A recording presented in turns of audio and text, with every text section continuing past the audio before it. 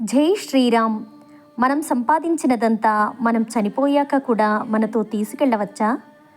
మన సంపాదన మొత్తము మనతో పాటు ఎలా తీసుకెళ్లాలో చక్కని కథ ద్వారా తెలుసుకుందాము. ఒక వ్యాపారవేత్త ఎలాగైనా ధనం సంపాదించాలని చాలా కష్టపడి సుమారు 1000 కోట్ల రూపాయలు సంపాదించాడు. ఒకరోజు ఆ వ్యాపారవేత్త తాను ఎంతో కష్టపడి చెమటోడ్చి సంపాదించిన ధనము తాను చనిపోయినా సరే ఎవ్వరికీ ఒక్క పైసా కూడా ఇవ్వకూడదని బాగా ఆలోచించి పేపర్లో ఒక ప్రకటన ఇచ్చాడు.